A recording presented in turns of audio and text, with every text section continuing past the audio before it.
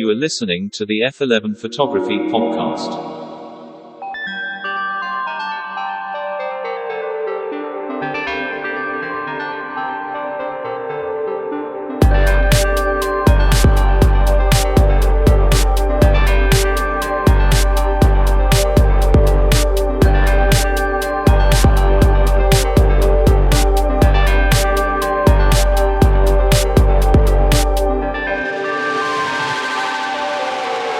To the chasers of light, to the purveyors of pictures, to all of you listening from around the world, this is the F11 Photography Podcast.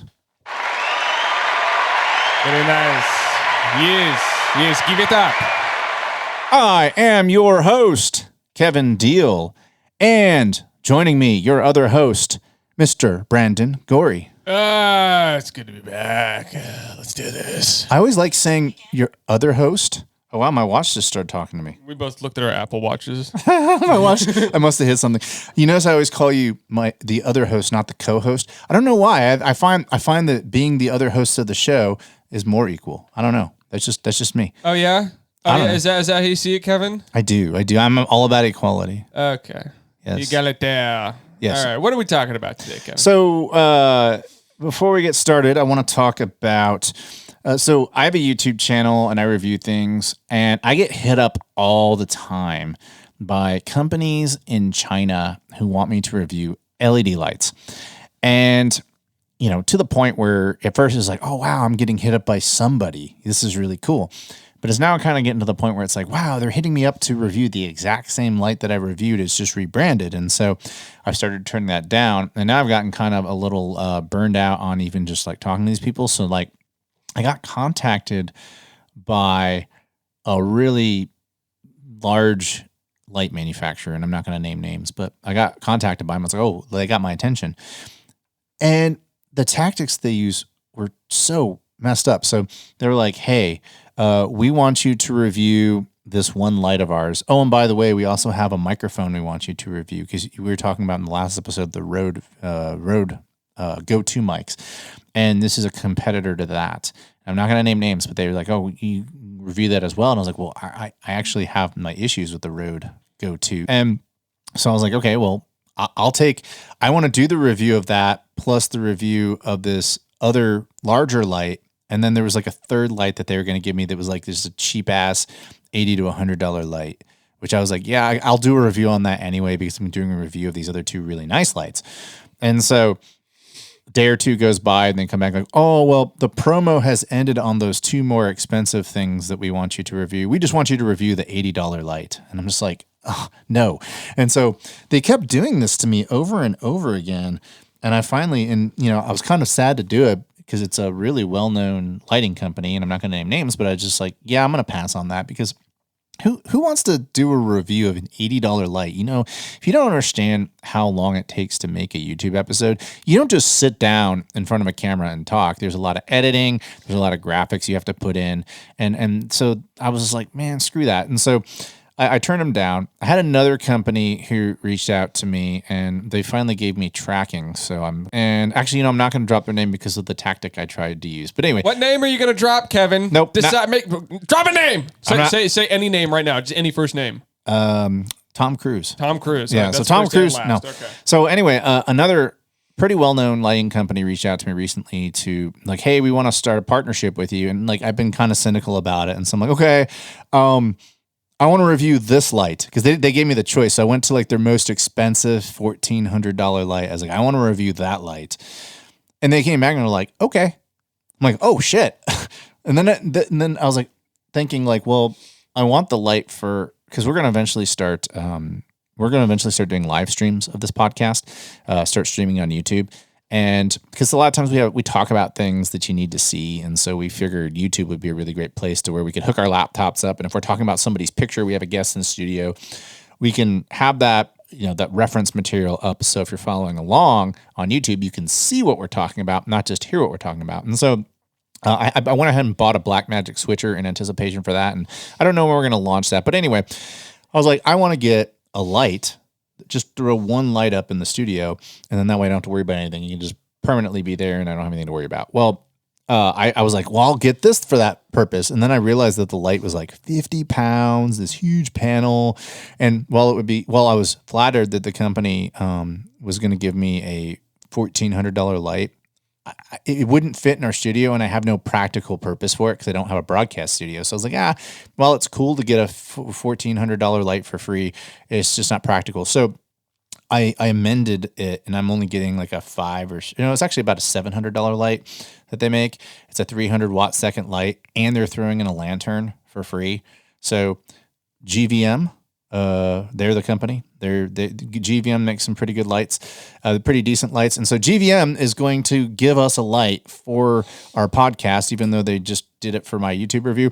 I am reviewing that light so we can have a free light for our podcast going forward with the lantern. So yeah, shout out GVM. Thank you. You have absolutely no idea that you're supplying our podcast studio with our video stream now with the lighting, but I got tracking on that. And so I'll be doing the review of that here soon. But today's episode is on that exact same subject of YouTube. So YouTube, if you're listening to this, I guarantee you at some point in time, you've ended up on YouTube and you've been looking up a photography technique, or you're looking up a review on a particular piece of gear, and you go try to find trusted sources that you like. And so on today's episode, we're going to talk mainly about our favorite YouTube channels. We're going to talk about the challenges of running our own YouTube channels because people come to us for advice. And then, maybe we'll talk about some of the things on YouTube that we don't like and that we think sucks. So I guess, where do you want to start, Brandon, on YouTube talk? I guess I want to start on, let's just get negative right away. Talk about the types of YouTube channels we don't like? Let's just do it. I mean, Fuck y'all. Okay, I'm going to start. I'm going to start. Okay. How many fucking how many fucking videos come up on your related search where some guy is just like, how to make your photos sharper, how to make like non-blurry photos, and then you click on it because you're just like, every now and again, you're just like, all right, is there something I'm missing? It's been like 10 years since I've clicked on a clickbaity fucking title, and you click on the video, and some guy's just like, make sure that you're not at f1.8, go to f4, it'll make your photos sharper. Or like, you don't want to get blurry videos, bump your ISO up to 1,000 and shoot beyond 1/60th of a second. I'm just like, fuck you guys. Like, this is like such square one stuff. It's not a secret. No one's hiding this shit. This is common sense. This is like the 101 basics of operating a camera. And it does have a place. It does have a place like on YouTube and for the beginners who are looking. But when you title it like how to not get blurry photos, it's just like no shit. Like and here's the thing. Here's the thing. Is like, there's thousands of these videos and people still make them. Like, I'm pretty sure that there's somewhere in the world, there's someone editing this video right now with that title. Oh, I'm sure. It's insane. Well, it bothers me to no end. I think I'm gonna have a little bit of pushback on that. And that technology advances, and yes, there are. So, for instance, pre-Canon RF 85 1.2 RF 50 1.2, you could make the claim of don't shoot wide open or it'll be soft. You can't make that claim anymore. You can shoot those lenses wide open and they're super sharp. The same goes for my Viltrox 75 1.2 for Fuji. So there are technological advancements that somewhat change that one specific thing you talked about, but I do agree with you in general. No, but that's not the conversation they're having. They're just talking about being out of focus, not even like sharpness. Well, out of focus also can happen from. So here's another thing. Here's another pushback I have on that. People would say don't shoot with the older Canon EF 85 1.2 because you'll miss the eye. But did you miss the eye because of the lens, or did you miss the eye because of the archaic autofocusing system in the older cameras? Whereas with the newer mirrorless cameras with the better eye detect, I actually nail the eye with that lens, even shallow. Now the other eye, if they're turned a little bit, will be out of focus, but that is intentional. I'm doing that on purpose. But the one thing I 110% agree with you on, and this is something you're gonna push back arguing Go ahead. a 1.2 lens on a very specific like focusing situation with a single camera bot. That's not a pushback. That's an exception. That's a very, very niche exception. And the people that are watching these videos don't even have the money to grab a 1.2. Like that's out of the question. But that's not even a pushback. But mostly people have the money to buy a 1.8. No, but that's what I'm saying is like that's not even in the conversation of the videos. This like they're addressing like, oh, this is why you're taking blurry shots because you're at 1.8. Just bump it up to like 5.6 and you won't miss the shot. Like my main gripe is clickbait. I fucking hate clickbait, and I have only done one. I think I've released 63 YouTube videos since last year, and I've only done one YouTube release where the title was kind of clickbaity.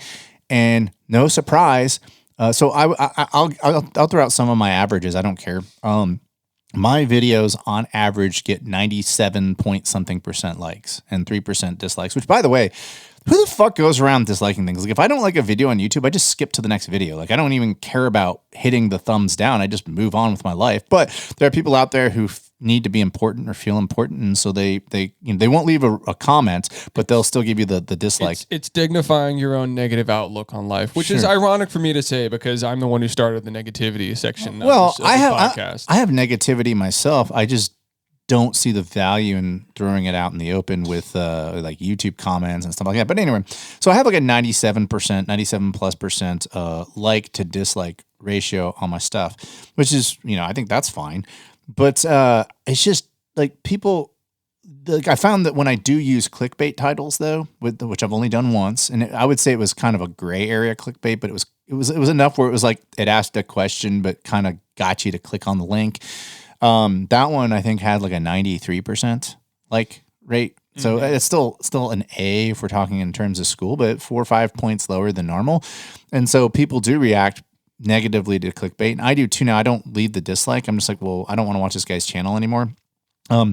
If I don't like clickbait stuff. It's like one of the videos, it may not be my most popular video I've ever released, but it's the one that gets the most thank you comments on it. Is I have a video where I said, here's how you use flash in a Mamiya RB67. Because if you're old, you know how to do it because that was just what you did. But newer people, like people who are newer to film, they're like, oh my God, film's $2 a shot now. I'm super afraid to take pictures with it. And I go, this is exactly what I do with the Mamiya RB67. And I show them exactly how I take practice shots and stuff without wasting film. And then when I kind of get things all fine tuned the way I want to, I immediately put my film back on and start shooting.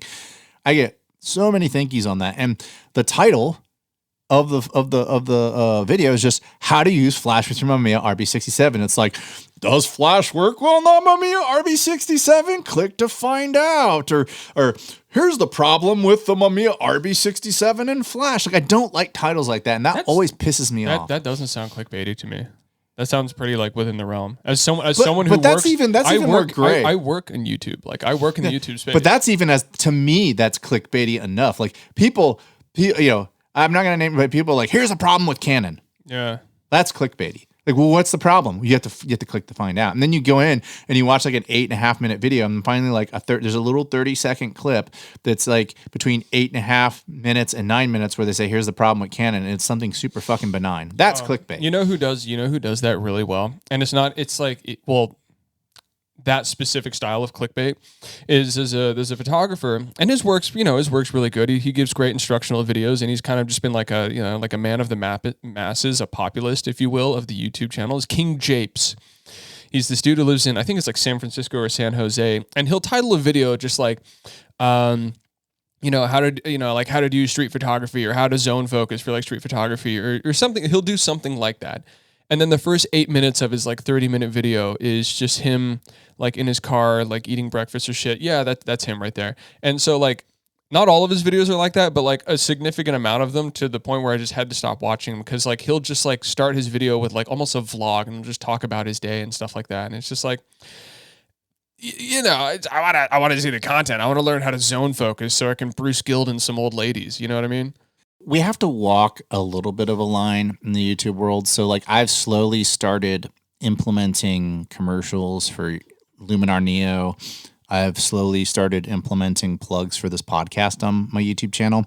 I have like a quick 10-second thing where I plug the pod, and you can go and look at the stats and you'll see that there's a drop off. Some people will tune out because they just don't want to see any ads of any kind. It's like, well, then get YouTube Premium, bitch. But I have to sit through ads all the time, and we have to make money, as YouTubers. Like, we're not doing this for the fun of it. Yeah, there's nothing wrong with an ad playing through the video. It's just like, okay, if you're getting value out of the video, the ad's fair. I'll tell you what is annoying is when I want to edit and I want to put on a mix of Hernan Cataneo at his live set in Ibiza, and there's an ad every fucking 9 minutes. It's a 3-hour set. So I got YouTube Premium for that exact reason. Ibiza.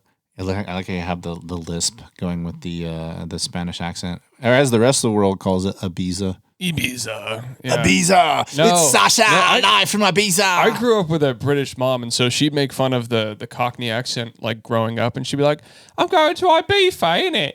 And she'd do stuff like that. "I'm going to Ibiza." And so my mom would always say that even before I knew what like rave music was, and then it started making sense. So Brandon's mom, he's making fun of your accent. Louise, Lulu. There you go. Coming up, we're going to talk about our favorite YouTube channels and why we like them. You are listening to the F11 Photography Podcast. All right, so I have a bunch of categories for different types of YouTube channels that I have found to be helpful. Photos. Yeah, well, yes.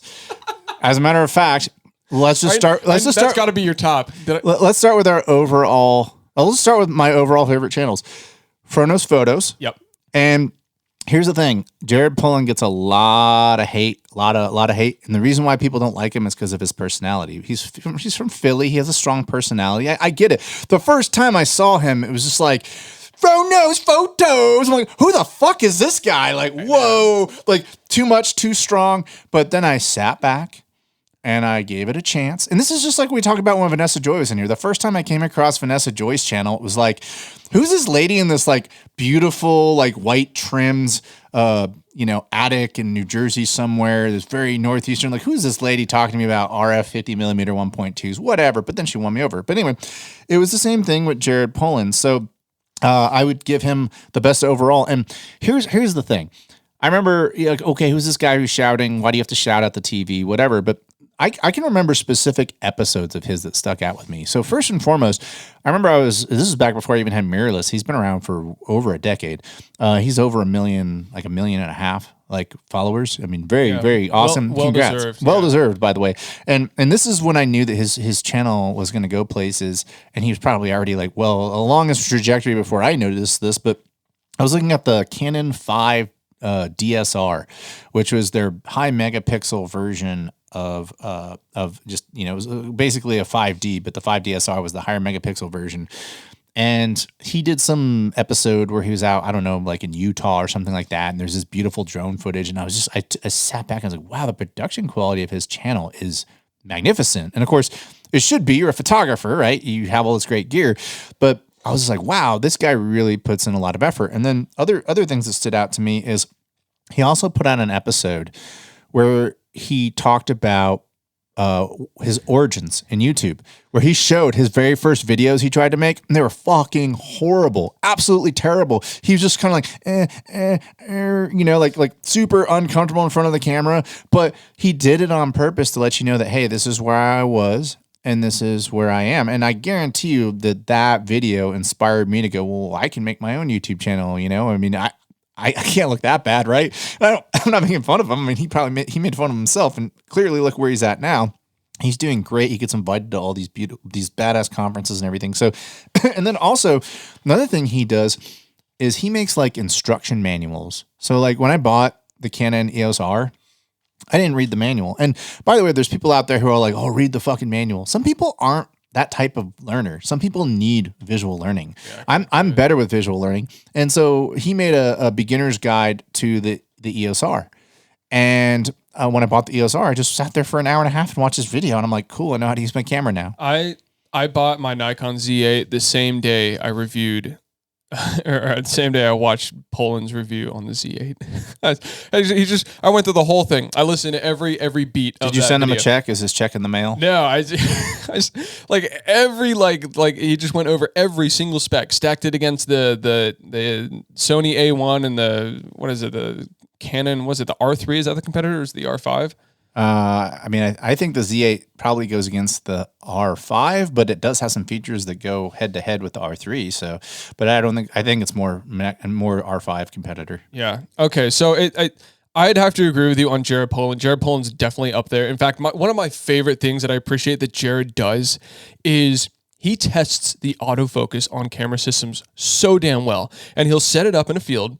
And you've seen these videos, and he'll, with his massive like Jew fro, he'll just start bobbing and weaving in front of the camera, like he's doing fake football drills, and he doesn't stop, and he just does this erratic dancing, completely deadpan, and just like mouth a little bit slack jaw, kind of open, like what are you gonna do?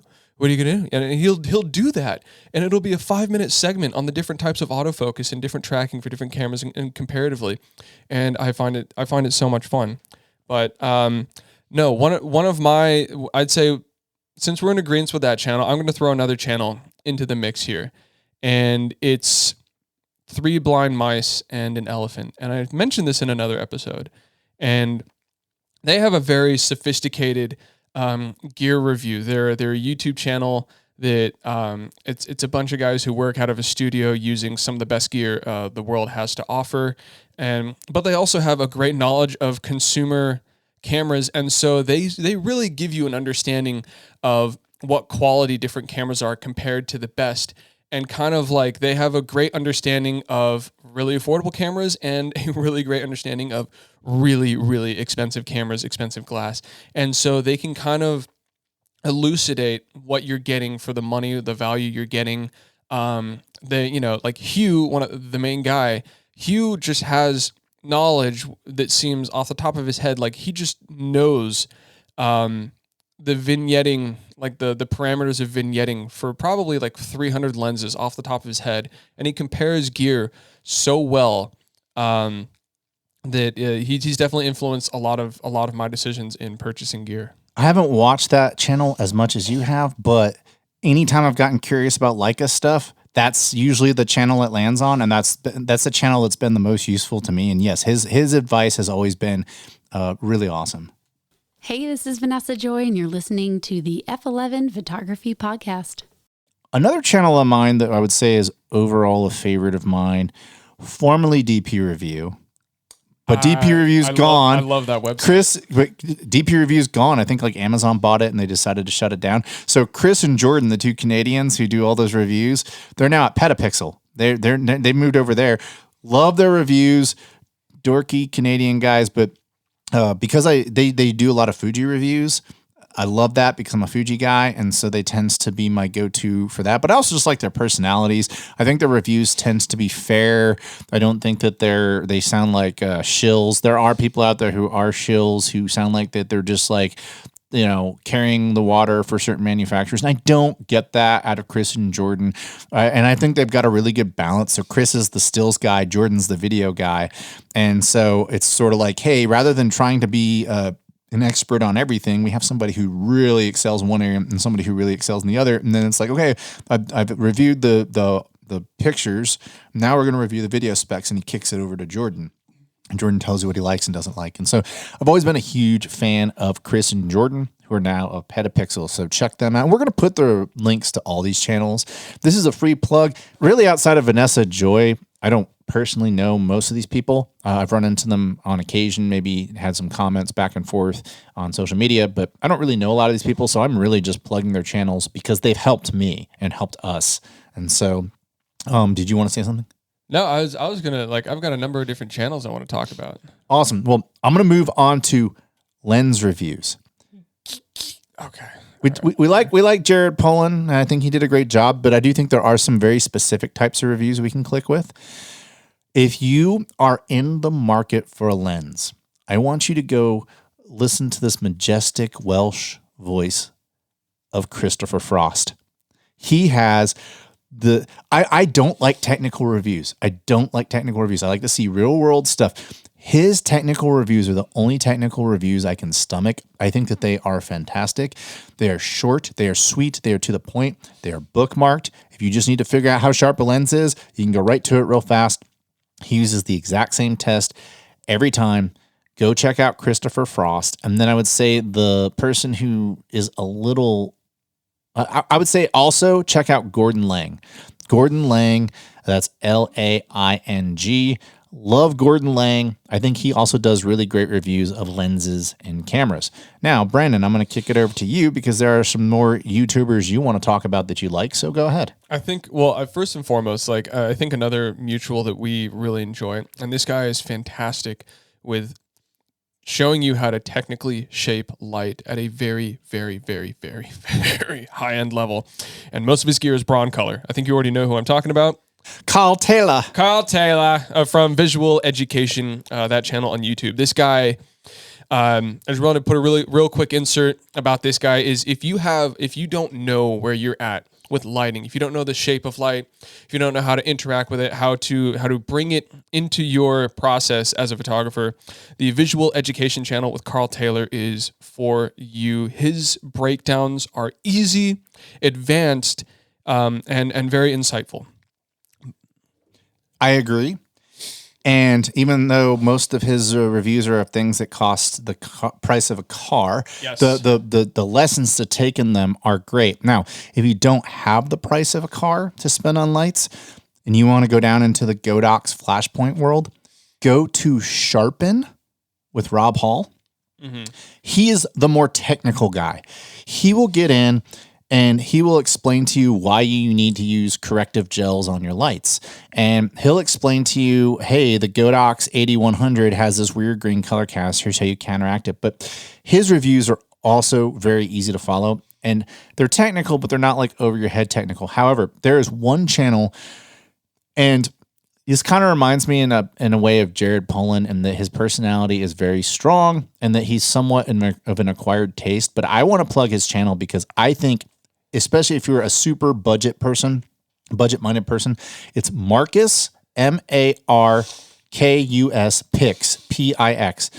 If you want to learn on the cheap how to get amazing off-camera flash results, Marcus Pix is the way to go. Now, what's great about Marcus Pix is this guy is like, he was in the movie industry and he made millions and millions of dollars. The guy owns Ferraris, Lamborghinis. I mean, he's super, super rich. He can buy whatever he wants, but he's just like, yeah, I can afford it. But here's how you can do it for like $20. Like he'll like MacGyver that shit up. And he does an incredible job of appealing to the budget-minded person. And he's like, yeah, I mean, I could buy Profoto or Broncolor, but check out what you can do with this little $200 Godox setup and, take it on vacation. And, he's very much like me in that he wants portability. He wants things to be small. And so Marcus Pix, awesome for lighting. Now, if you're a studio lighting person, Marcus Pix is more of an on-location person. Rob Hall is more of a corporate headshots type of guy. Now, that's very much painting with a broad brush on Rob Hall. He does do creative portrait studios. But if you want to, in my opinion, see the best channel for portrait studio lighting, go check out Lindsay Adler. Her channel is awesome. I actually own her Gobo Spot modifier from Westcott. If you want to learn how to do creative stuff in the studio for free, go check out her stuff. And I even paid like $100 for a Creative Live account for a year. And all I did was I bought the $100 Creative Live account just to watch all of her videos on how to do studio lighting. Because one of the biggest compliments people give me is they go, wow, Kevin, you're really good at studio lighting. And that gets me a lot of paid work. And I'm just telling you straight up, a lot of those Creative Live Lindsay Adler videos are what I learned on. And so, if you want to learn where I learned, go check out Lindsay Adler. She is awesome. And then on the pro photo side, I would give a plug for Vanessa Joy. I think that Vanessa Joy explains the pro photo light stuff in the most layman, simple terms. She's not too technical. She's just like, here's how you use the light, and here's situational awareness of when to use this or that. And so, give her plugs for that. But that's my thing on lights. What do you want to talk about? I wanted to get into film channels, and now when it comes to film, film holds a very special place in my heart. I'll just be very plain and open. I don't give a shit about the technical aspects of film. Now, there are a lot of guys who give great technical aspects on film. And there are a lot of guys who are super fucking boring who take pictures of gas stations and aren't really great photographers. They're just doing it on film. Go on. No. The technical, Kevin, please. The guys who go into the technical stuff, they'll give you a 30-minute like review of like how far you can push Portra 400, and then they'll take a photo of a gas station. Yes. And then they'll take a photo of a gas station. We're not going to name names. Go on. Yeah, like, oh, I found this really great fucking mound in the middle of the grasslands here. I'm going to wait 3 hours for the sun to come up so it hits the fog just right and take a photo with my large format. And then I'm going to talk about it for 15 fucking minutes. And then that's my video. Like, it's so... And it looks like an iPhone photo with a film type filter put on it. Exactly. And so it's... Look, I'm going to preface this with like, yes, there's a magic in the process. And a lot of these guys, they're the kind of guys that they use... Or they take photos to use their equipment. There's people who use their equipment to take photos. They take photos to use their equipment. And they like to talk about it. They like to talk about the process. They like the emulsion and the lateral and it's mustard above the shoulders. So they are the, okay, I don't like this term, but sometimes it's true. They say those that can't do, teach. There are people that will talk about equipment because they literally suck at photography, but they love the equipment. Okay. There are exceptions to those who can't do, teach, and that's some of these people. But anyway, go on. That all being said, I don't want to shit on these guys too much. They're boring. They're monotone. A lot of the big film channels, a lot of the big film photographer channels, Io Greer, Willem Verbeek, Corey Wolfenberger, Negative Feedback, Grainy Days. The list goes on. A lot of these guys, they're my age, mid to late 20s, but trust fund babies.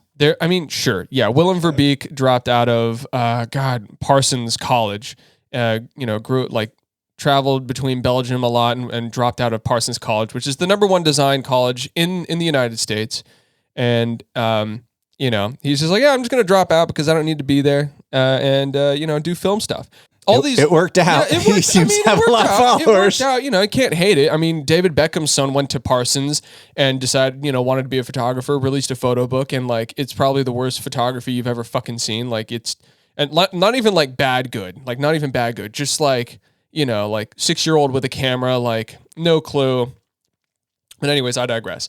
Now, I love these channels because I don't watch these channels to learn about photography. I watch these channels to experience photography because that's what they're good at. They're good at showing you the experience of photography. Their production value is insane. These guys don't miss exposure. They don't take bad photos. You know what I mean? Which channels specifically are you talking about? All of them. I like Grainy Days. I think Grainy Days is entertaining as fuck. These guys, they have like, it's a commune. Like they all go road tripping together. Like they all use the same cameras. They're like, they have the highest quality gear. They don't shoot on the go. They don't run and gun. What they do is every fucking photo they take is probably like a 3-minute like breath of fresh air. The exposure is impeccable. The editing is impeccable. I don't look at a single photo that they've taken and go like, oh, that doesn't belong in like a National Geographic magazine. Like they hit it every single time. And as they should. They have the money, the resources, and they've been doing this for so long that they are definitely making the most of what film has to offer. Now, are they in their mid to late 20s and dressed like, adolescents from the 80s? Yes. It's hard to take them seriously. Like they talk about photography and they have so much authority on the subject, but like you look at them, you're like, geez, like these guys are 14 years old. Like I like it's bizarre. Is it Jason Comerfeld, the Grainy Days guy? He's funny. He makes fun of himself a lot. I like his sense of humor. His sense of humor is like right up my alley. He's the only one with self-awareness, I'm pretty sure. He's the only one who like actually like knows what it means to fucking like work. Everyone else like Joe Greer is like, he's just a diva sometimes. And that's not to shit on Joe. His photos are amazing. He's developed into this amazing documentary style of photography. Like, he's very much telling the story. He's like kind of like the Bob Dylan. He went from like, just like an asshole to like, okay, like he's still an asshole, but like his work's there to bolster it. So it's fine. But I love Jason. I love his photography. I like that he's honest with his work. It's not, the bar isn't unapproachable. He's a normal guy. He's very relatable. And his work over the last 5 years, because I've been watching him for 5 years, has gotten to a point where it's just like, okay, like, you know, he still makes fun of himself, still makes fun of his photography, but he doesn't have to anymore because he's just gotten to a point where his photos are, you know, they're nice. I'd have them on my wall. Technical film reviews. You talk about experiencing film photography, and I think that's great. And I think I can't think of a better way to describe some of these channels as experiencing the process of shooting on film photography. I think you're right on that. But, and I don't know if this guy's shooting as much on film anymore, but have you ever watched Matt Day's channel? That's the guy I couldn't think of. Yeah, definitely. He does good technical reviews. He does. Yeah. But I think he's shooting like Leica monochrome now, digital. I haven't watched his channel in the last couple of months, but I don't know if he's shooting as much film as he was before. But his channel to me was like a super trusted source for film. Do we want to talk about Peter McKinnon's switch to film? That's we'll get there. Right, we'll get there in a minute. So coming up, we're going to talk about our favorite video channels. Hi, this is Ethan Tran, and you're listening to the F11 Photography Podcast. So I'm going to lead off with my favorite video channel. So I'm not a videographer, so I'm kind of curious as to how I'm going to fall on the subject versus Brandon, because Brandon is much more of a videographer, cinematographer than I am. I just shoot YouTube channel stuff for myself, but the channel that I love watching the most is Damian Cooper. Yeah, he used to call his channel Monkey Pixels. I think he's from Europe. I don't know where. I don't know, he's from like Scandinavia or in the Netherlands or somewhere like that. But I find that his even though his stuff can be somewhat technical, to the non-videographer such as myself, I can follow his stuff really well. And I'll take it one further. There's a guy who seems to be emerging. His channel just started a couple years ago, but I challenge you to find someone who explains and has a more clear pronunciation and is easier to follow than this guy named Todd Dominy. This guy Todd Dominy, he doesn't have a ton of followers yet, but he's a channel that I think will be big soon. It's starting to get big. I mean, big manufacturers are sending him equipment, so he's getting access to cooler stuff than I'm getting, which makes sense because his channel's bigger. But also, his reviews for video are great. And he's actually, Todd, you might like Todd's stuff because he goes really in-depth on LUTs. So now he shoots mainly Canon, so it may not be totally relatable for you, but some of the, like, he'll still like review LUTs from specific manufacturers and stuff, and you might be able to apply it to what you do. But check his work out. Who are your favorite channels, or do you want to talk about video channels that I've already talked about, or what do you want to talk about with video? That's the thing, dude. Like, video is very interesting. I come from a background of, like, I come from a cinema background. I was born and raised on the best cinema. My dad was, I grew up. My dad was writing screenplays till early hours of the evening. His office was right next to my bedroom growing up, and I have memories of just falling asleep to him typing away. He's got lots of screenplays, and eventually turned one of those screenplays into a movie. And so there'd be times in third grade where I'd be dragged out of class to drive up to LA, be on set for a film or Yorba Linda or wherever the hell we were going. I was like 9 at the time. No, I was like 4, 5, 6, 7. I don't know. But that being said, I don't watch a lot of like I don't have like a go-to for technical stuff. Because a lot of the things I need to know for recording video are like, okay, where does my waveform need to be? What's the, like, what I've been getting into right now is like, what's the best way to record and expose for log? What sort of compression am I going to look at, and what sort of like noise levels am I looking at when I, bump the ISO from the native 800 N-Log on Nikon and stuff like that. And a lot of my technical background comes from working as a videographer at a 9 to 5, where my boss, the video director, actually taught me a lot about recording video. We were shooting on an FX6, a Sony FX6. That was my first experience. He taught me how to grade. He taught me how to make LUTs in DaVinci. He taught me how to expose like video cards, like recording speed, subsampling. Like difference between 8-bit, 10-bit, 12-bit, the visual difference versus the hypothetical technical difference. So like, I had a really great teacher. He wasn't a very creative guy. He's kind of a dickhead. But when it came to technical stuff, he gave me the rundown and like. Very brutally, like taught me. Like, it wasn't a fun experience. It was kind of more like, you don't know shit, like time to learn because, you're wasting my time kind of thing. But that's what happens when you get hired at some companies. So All that to say that a lot of the channel, like the number one channel I look at like religiously is a colorist named Waqaz Kazi, Waqas and then Qazi. Just because, you know, you can't see the spelling on here. And if you're shooting in log as a videographer, like there's a fat chance that your workflow is dog shit. There's a fat chance that you're using a Rec 709 conversion and you're color grading it after the fact in a way that compresses, yeah, that's him, in a way that compresses your footage to a point where it's like you shouldn't, you know, like it just ruins image quality. And there's a lot of ways to ruin image quality using nodes on DaVinci Resolve, whether you be clipping into different colors, whether you're masking, all that sort of stuff. Wow, that work looks insane. Yeah. So that color grading looks amazing. Well, what he does is his jobs, all he does is commercial work for high-end brands. Like he does feature films and high-end brands. He doesn't do like, you know, stupid shit like personal or or you know, like retail stuff like that. He only does like Acura. I Honda. do retail stuff. Yeah, I know, but like, I'm just fucking with you. Go ahead. But like he will show you how to take Arri Alexa footage and not destroy it, because you give Arri Alexa footage to any guy who's used to working with an FX3, they will most likely destroy that footage or you know, make nodes in a process that are just going to devalue the footage completely. They're going to incorrectly grade. And so one thing that Waqaz said to me, or not to me, one thing that he said that makes that speaks volumes about grading is if your whites are white and your blacks are black and your skin is looking normal, anything else he can sell you on. Anything else is fine. And so when you look at a film, next time you look at Blade Runner or any film with high-end grading, check any of the scenes. The skin will be normal. It won't be pushing the magentas, the blues, the yellows. It'll be normal.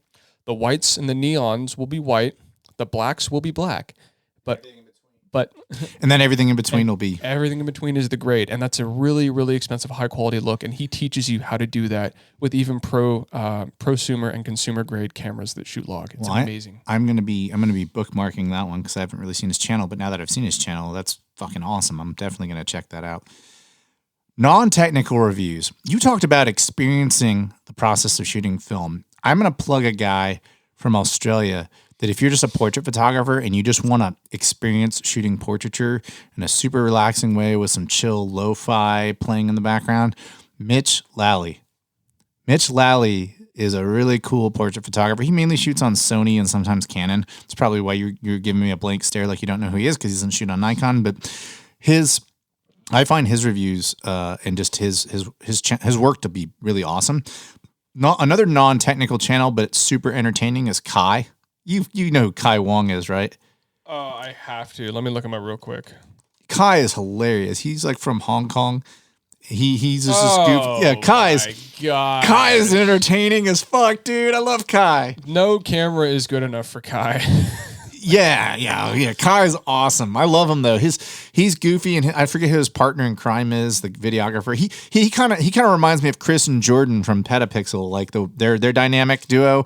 But you know, they're just from Hong Kong. He's informed a lot of my purchases from Nikon for sure, and that like early days. Like I think after watching his review of the Nikon D750, that's why I feel like he used to be a lot bigger than he is now. Like I don't want to say he's fallen off, like his content's gotten worse. Like every time I watch him, he's still the same old entertaining guy. Wasn't he a part of a bigger like review company a while back, and like that's probably why we saw him more, because they were pushing his visibility out more versus personal channel. But I look at his personal channel; he still almost has 1 million followers. Here's what it is: if you're not doing shorts these days, you're dead in the water. He's got 2 shorts. Yeah, I have one short. Short as from our YouTube episode we did together for the Holga. Yeah. That's the only short I have. And I guess I need to start making more shorts. I'm looking at his views on YouTube. Like he has enough money to pay for like a part-time video editor that just churns out shorts for him. Yeah, and that would triple his viewership. I'll let you know when I get there.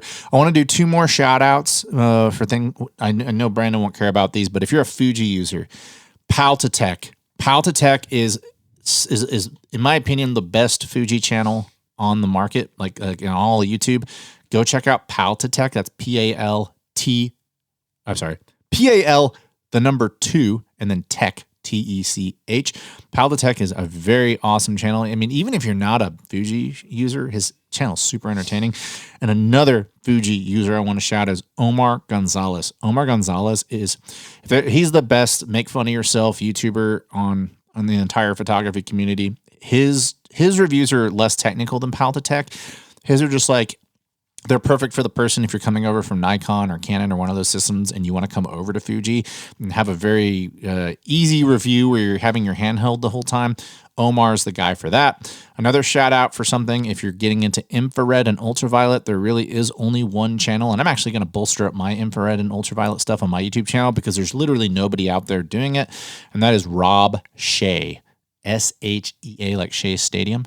But to round this episode out today, let's talk about channels that we don't like. This is Jason Berkman, and you're listening to the F11 Photography Podcast. All right, so we're back, and we're going to talk about channels that we don't like, and then also maybe channels that we should maybe check out more. And I'm going to start off with the channel that I've seen every now and then, and I seem to like the content, but I really haven't sat down and given it enough of a chance. And that is Manny Ortiz.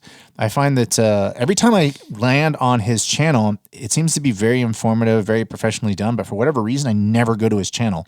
And so maybe I'm just doing it to kind of bookmark it. I'll go back and listen to this episode and go, oh yeah, I need to go check out Manny Ortiz's stuff because it seems to be pretty awesome. And he's got a shit ton of followers. I think he's over 1 million now. And he gets invited out to all the big major events like Sony. He's up there with Jared Pullen as far as how much, how popular it is and all that. I just, for whatever reason, haven't gotten around to it. His production value's kind of just low.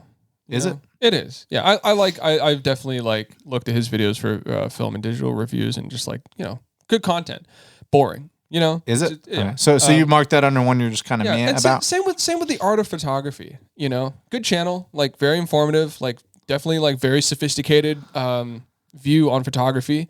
Very well connected guy, very well known in the professional photographer space, but just not not memorable. Yeah, not my go-to. He's got 812,000 subscribers. And by the way, it's so funny because Brandon and I both have YouTube channels, and neither one of us have cracked 4,000 followers, and we're like making fun of people who have like 1 million followers, like, oh yeah, fuck that guy. That guy's like raking in money. I don't even consider myself a YouTuber. It's kind of just like a hobby at this point. I'm I know you just got monetized, so congratulations, Kevin. Oh, I got monetized about a year ago, but I'm at like the 4,000 subscriber mark somewhere there. I want to be at 10. I want to be at 10, and then I want to get to 100. If I get to 100, anything beyond that, I'm just like, all right, whatever. We'll see where that goes. But I don't really follow the art of photography. I can't say I've really. Maybe I've stumbled across his videos. I don't know.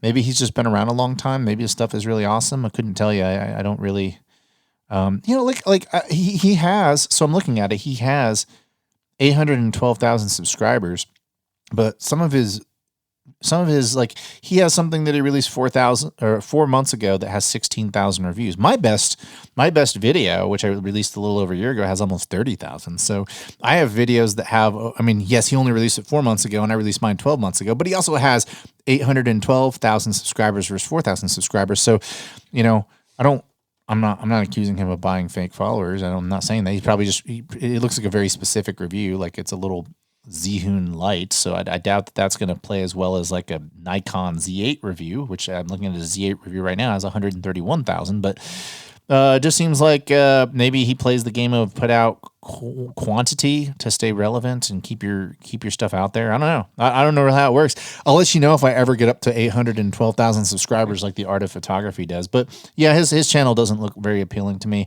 I'm going to talk about a couple other channels that don't appeal to me. One, you talk about channels that put you to sleep.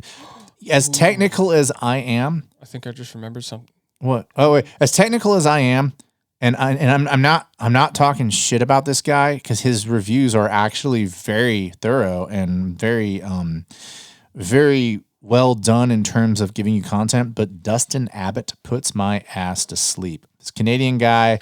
His reviews, like I said, the content in his reviews, if you pay attention, are great.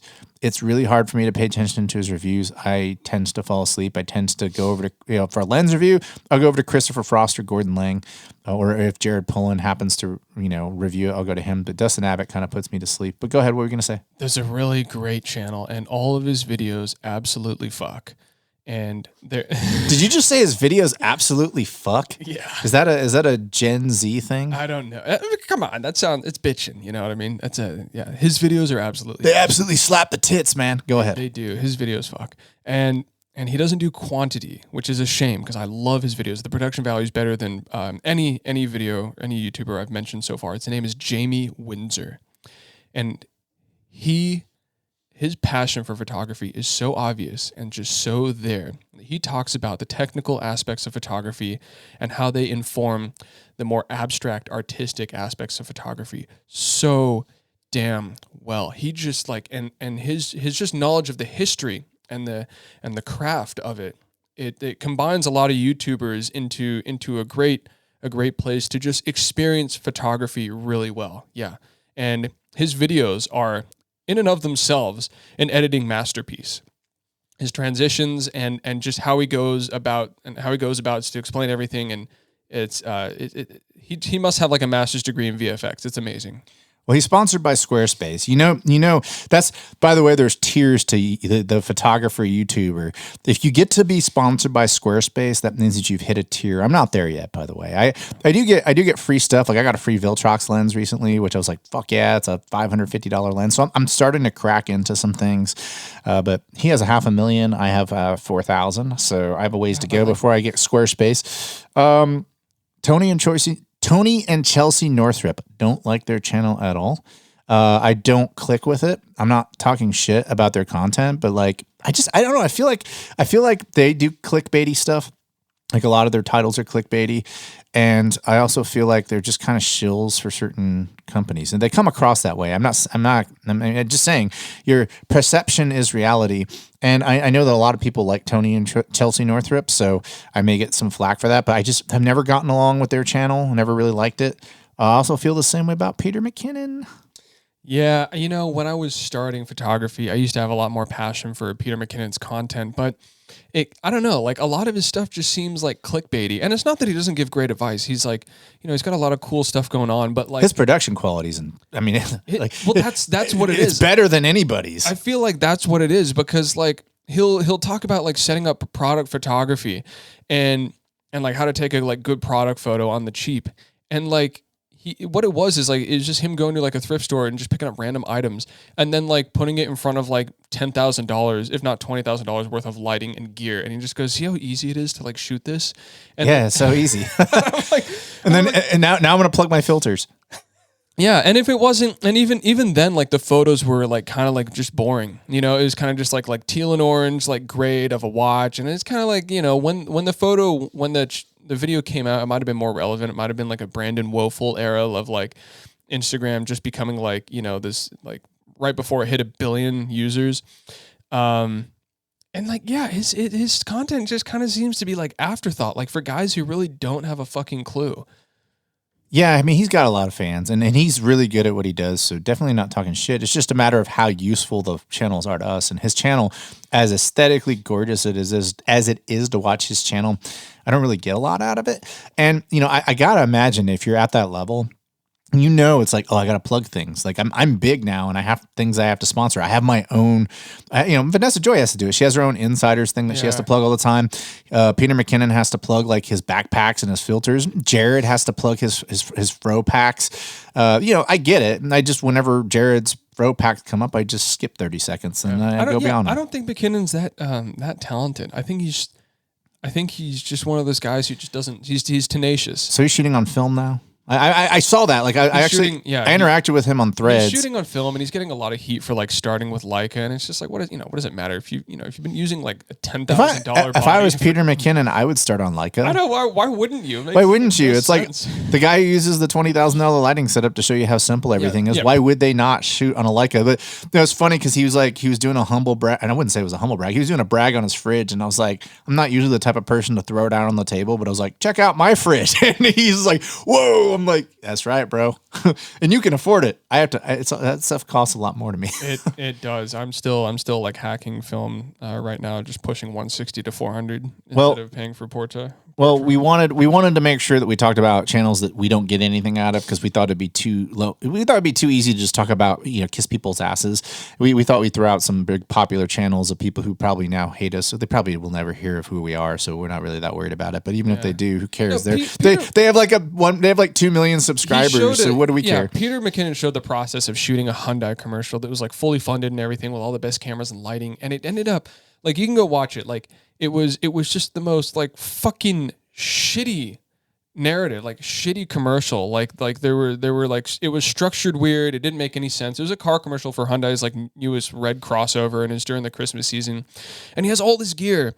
And he makes such a subpar commercial where it was just like slow-mo, like this fucking like good-looking Santa getting in a car and getting out of a car and getting in a car and getting out of a car. And it's just like that's what you come up with. You have all this access and that's what you come up with. I know guys in Zimbabwe who can have, a better narrative with their iPhones shooting something. It's just one of those things where it's like they've got the resources, they have the means, but there's really like that in terms of creativity, like they shouldn't be behind the wheel. I need to let you see my buddy Mike Lee. He's from Hong Kong. He shoots Porsche and Mercedes-Benz commercials, and he does. It's insane the amount of like work he has to do and the amount of layers he has in Photoshop and all that. But anyway, we're gonna wrap it up and we're gonna call it a day. We thank each and every one of you for listening to today's episode. Check us out at f11pod.com or use the extension, what is the word I'm looking for? The handle, that's what it is, F11pod. We thank you all. We'll be back. We're going to have some cool guests in studio. And until next time, kids, chase light and not algorithms.